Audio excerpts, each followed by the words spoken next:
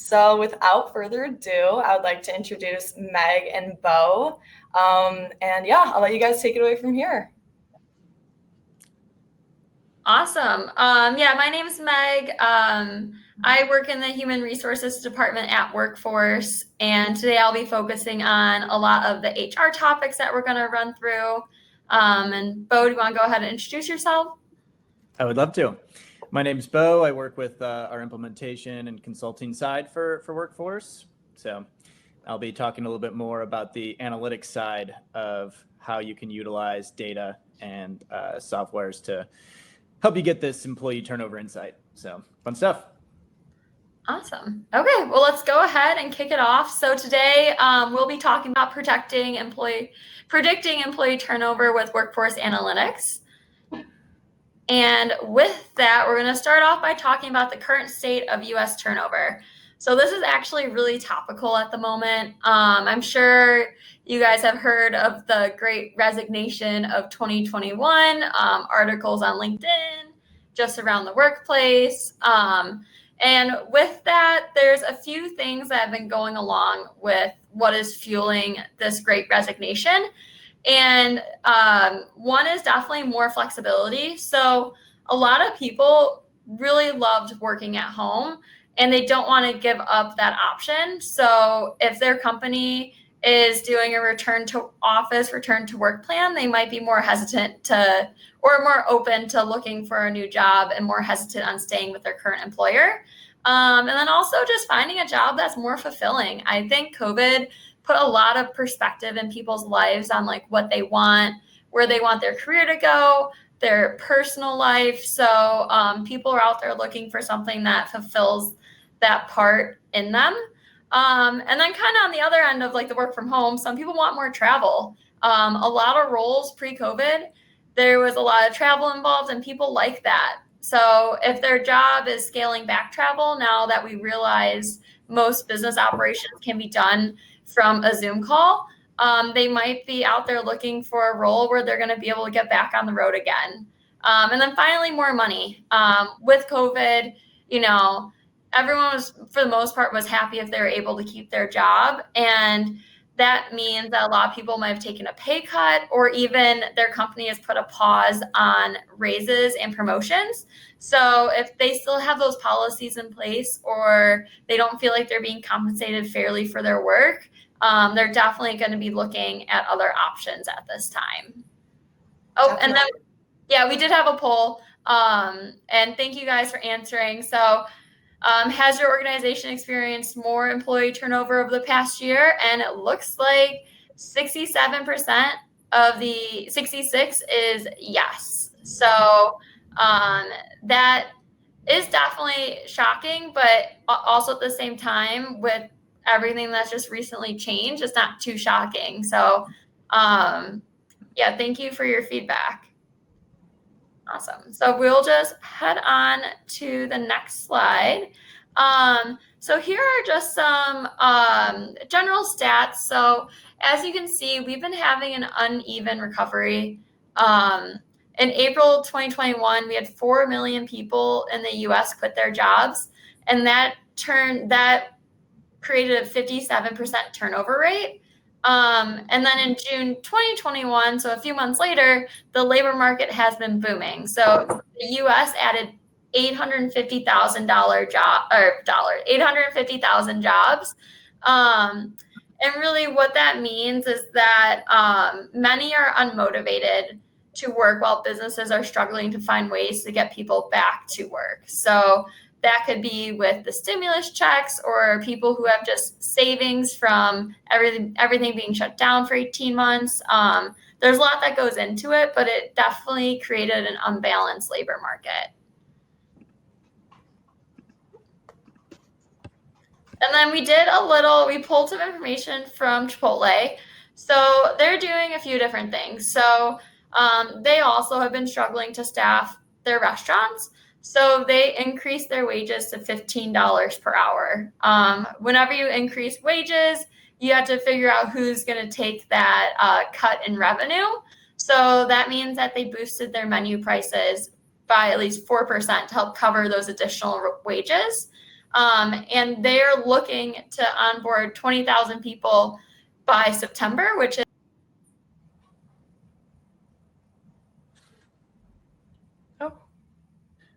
Oops.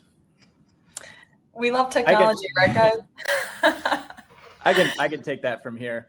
I actually think the Chipotle example is very interesting to look at, and feel free if you can't hear me, let me know. But because, as businesses, I think we care the most about what our customers feel and how we quantify their happiness. And so I think anyone in the room right now could probably say that they can think of a few experiences where an employee maybe has not had the best experience when you went to their store, but you never really encounter bad experience when it's like a 4% increase in costs.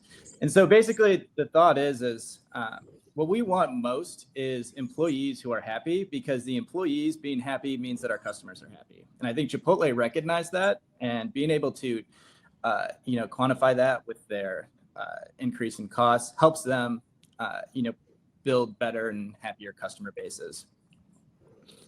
Definitely. Meg, I'm kind of curious, being head of HR, what has your experience been with hiring employees in the past compared to now even? Yeah, so in the past, my past role, I was an HR manager at a big box retailer, and it wasn't hard to fill roles. It kind of depended on which sort of store I was located in, but for the most part, it was easy. But again, this was a few years ago. Right now, it's been okay, but my family actually owns a small business, and they're really struggling to get hourly employees on board right now, just because, they could go down the street and work somewhere else and make, an extra $5 an hour. There's a big Amazon warehouse that they built. So that really pulled away from their talent pool. So now they're looking at different ways on how to recruit and how to keep people on board versus a few years ago where it was so easy to hire anyone. Right. A lot's changed. And, Bo, for someone who's kind of had larger or experience with larger companies and projects, what are your thoughts about, Chipotle's need to boost prices due to lack of staff? Can you hear me better? Yeah. Cool. Okay. So yeah, kind of what I was talking about earlier is, I think at the end of the day, businesses have to make the decisions that are going to make their customers the most happy. Definitely. You make customers most happy, again, by having happy employees who are providing good service and good product. So if that means increasing prices on your products a little bit to make sure that the employees are happier, because that's what Chipotle has decided has been the main cause of concern for their workforce, then so be it. I know that I've personally been to a couple Chipotles after this has happened, and the service has not declined, and the lines are still out the door. So I think that speaks a lot to the effort that they're making. For sure. Definitely. Okay. Awesome. Well, let's move along then to the next slide. So let's talk about why employees are quitting their jobs. So I would say number one is probably burnout. Definitely depends on what sort of industry that they work in. But for example, like during COVID, a lot of people, because a lot of companies had to scale back on their workforce, the people that were left had to take on a lot of extra responsibilities. So I think that probably resulted in some burnout, along with just working from home every day, not getting that people interaction. For the most part, people like to be around people. So that is probably number one reason that I've seen on my end why people are feeling burnout. Then also just the slow vaccination rate. I pulled some stats from this morning that I wrote down. So as of yesterday in the US, we have 56.9% of Americans that have one dose, and then 49.3% that are fully vaccinated. So we're still looking at about half of the population that does not have any sort of protection against the virus. And along with that, there's also limited childcare. It will be very interesting to see what comes in the upcoming school year with the Delta variant and some kids, not reaching that age yet where they get vaccinated. Because if the kids can't go back to school, the parents are going to have a hard time going back to work because someone has to watch their kids, or they're going to have to find a place that is probably also struggling to staff their child care facility and then also pay a lot more money. So that's been an issue as well. And then when it comes to more of like the low wage workers or a minimum wage, they're really just holding off for something better. There's a lot of talk and a lot of individual cities and counties that are implementing higher minimum wage laws. And then also there's been a lot of people have been able to save throughout COVID. So just being able to save those stimulus checks, those unemployment checks, gives them a little more cushion to wait. And what they're waiting out for, they also want better benefits because it's notorious when someone's an hourly worker, they usually don't have too many access to health insurance, PTO, retirement. So people realize that they should be getting those benefits as well.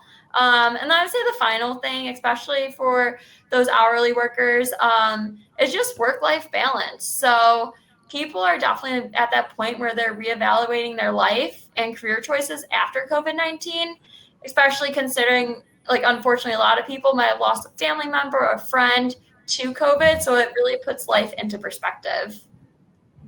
Definitely. And, Sharon actually asked a really great question in the chat. She was talking about culture. What do you think about that? Do you think that culture these days is enough? Do you think it's a pretty big driving factor? Yeah, again, I think it'll definitely be what sort of industry you're in, but culture overall, like people leave companies pre-COVID most of the time because they didn't like their manager, they don't like the people that they work with or their company culture. It's usually not the role itself. So pushing culture is such a huge benefit that usually doesn't cost a lot of money. So if anyone's on a tight budget when it comes to increasing morale around the office or trying to find ways to retain employees, culture is a great thing to push because it makes a large impact for a small amount of money. For sure. Yeah. And, Dan, to answer your question in chat, I do think it'll be really interesting to see once the stimulus checks do subside in September, I believe. It will be very interesting to see kind of what the labor market does in terms of how it fluctuates during that time. So, we can only wait and see from there. Definitely. Oh, and then did we touch on Dan's question yet? Because I think that's a really important one.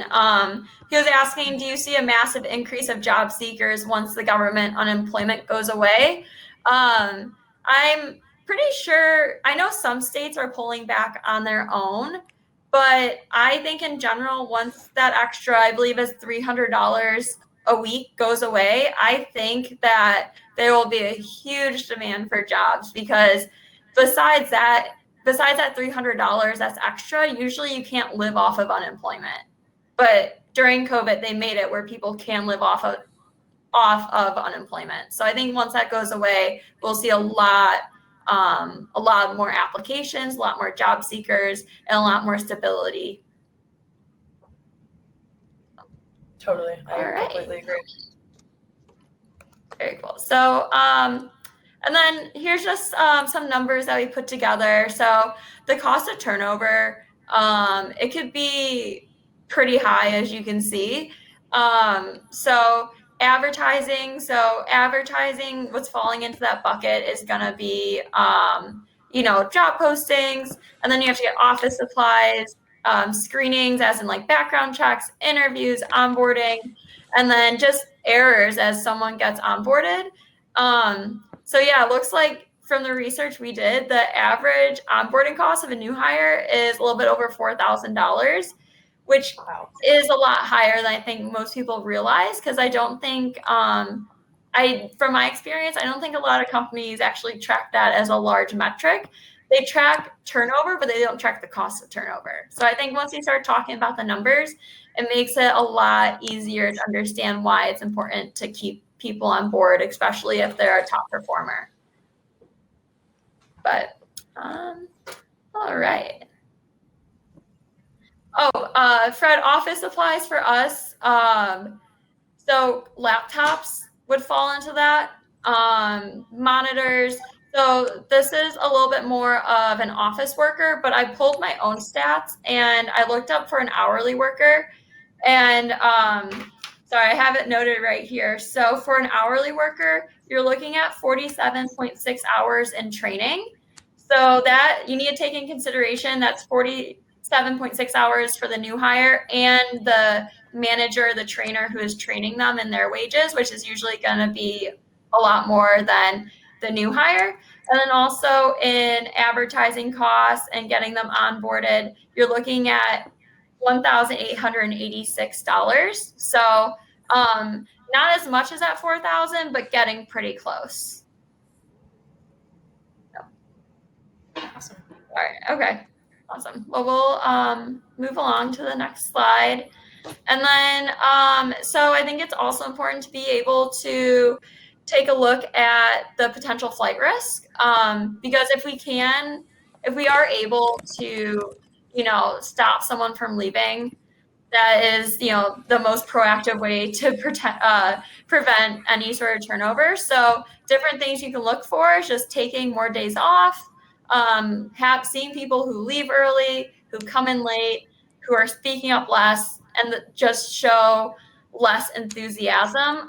These are all behavioral issues. So it's really just knowing your team, knowing everyone's normal behaviors. And then if you see something out of the ordinary, just chatting with them to see what's going on. It might be something personal, but it might be that they're unhappy with their current role.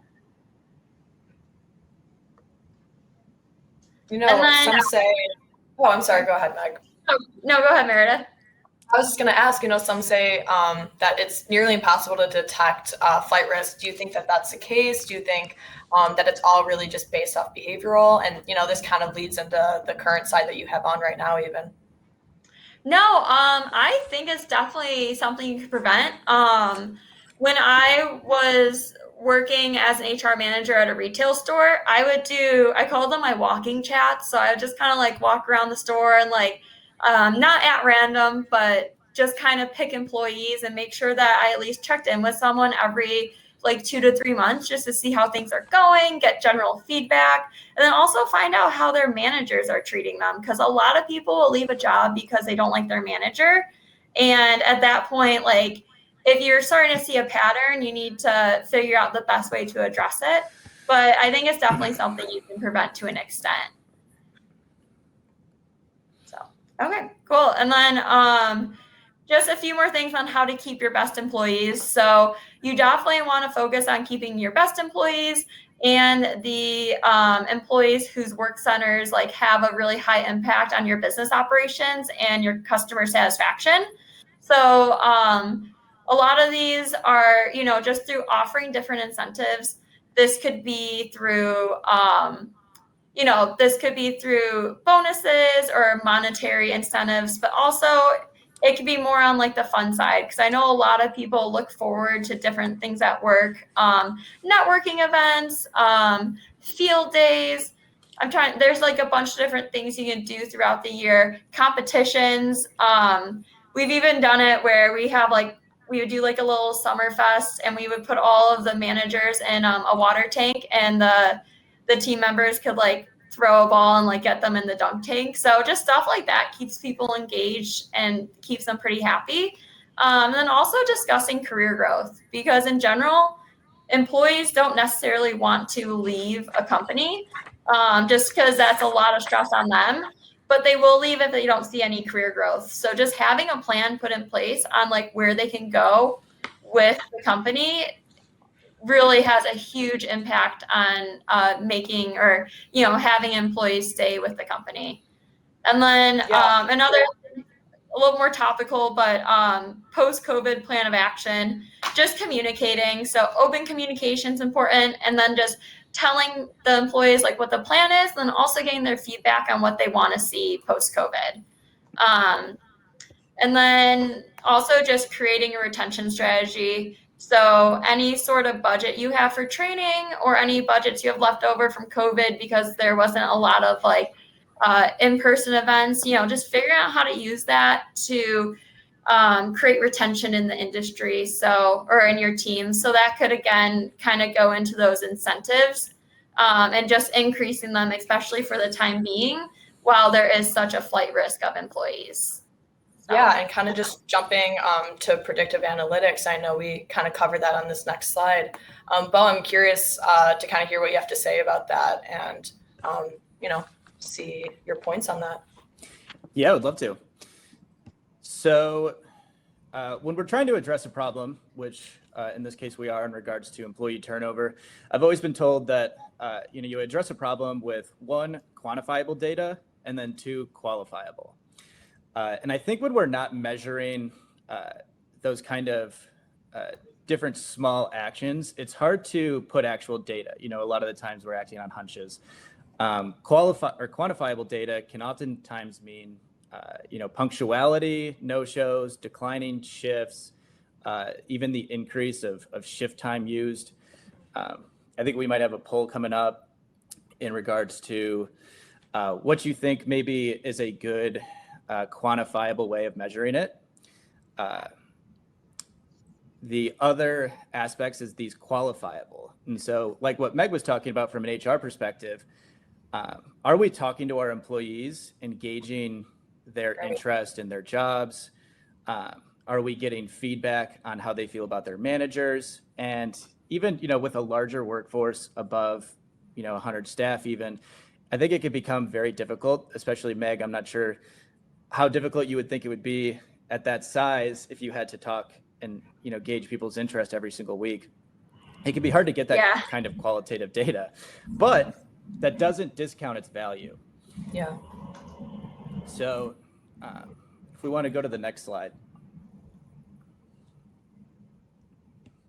The important part is to try and leverage tools so that people like myself and Meg and Meredith don't have to, track down data, but we can actually formulate action plans. Big data means big impact. So we don't want to act on hunches. We want to know exactly, relative to our workforce, are people happy? And if not, what can we do to make them happier? We can do that by trying to gauge those kind of smaller things in regards to, being early, staying late, or not showing up to work. I think a lot of the times our competitors, especially in local markets, are focused very heavily on what's trendy for a global or a national perspective of how the labor market's doing. But the reality is that we are most concerned about our local workforce. And so if we don't have any data on how Chicago, Illinois' workforce is operating, then we might be operating on false notions. So if we can leverage data from our own local perspective and bring in an understanding of how we're operating, then we can pull ahead of our competitors. We can even formulate better action plans. So if we don't have to spend so much time from an HR perspective digging through and interviewing people, and we have an automated process to get feedback, then we're feeling good about our action plans and actually doing something moving forward. Definitely. So up next, we could talk specifically about those quantifiable ways.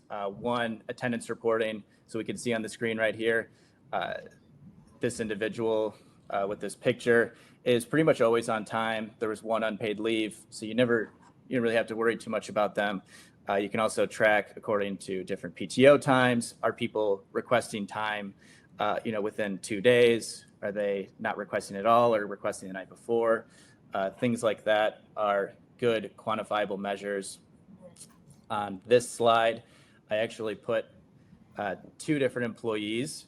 One at the top, we can see in these little boxes right there, they were punctual 6 times out of 6 for their shifts, whereas the person below hand arrived late 6 times.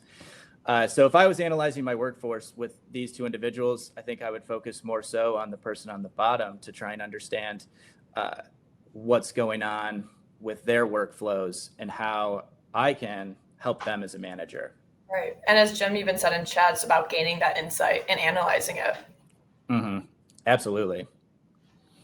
So from a qualitative perspective, we can actually try and automate the feedback processes through surveys, through feedback loops. Employees really value being heard, in my perspective. I think that's half the battle, and I'm sure Meg can talk, to an extent about that as well. Is when there's a problem and no one's addressing it, that's worst of all. So if you give people the venue to express their concerns, even if you don't necessarily have an answer for it, nonetheless, being heard is half of it. You can also gain insight into improving your workplace culture and gaining feedback from people with flight risks. And then over here, should be a little GIF for how that would work within an app, but looks like it may not be running. But I think everyone gets the general idea. So, yeah. Awesome. Well, that was really great. That was super insightful, guys. If we could hop over to the last slide, and we'll close this out. But if you do fill out a survey, will pop up at the end of this webinar on your screen. You do get a chance to win a $100 Amazon gift card, which is super exciting. So yeah, the survey will just help you gauge how prepared your organization is for this employee turnover, for indicating flight risks, all that good stuff that we covered here. So be sure to fill it out, and we'll see you at the next one. Can I fill it out, Meredith? Yeah, please do. Barrier. Awesome. So as HR, no, you cannot. As HR, you cannot spell. All right. Thank you, everyone. Where can I put my employee feedback? All right. Cool. Hi, guys. It was great meeting everyone. Have a great rest of your day.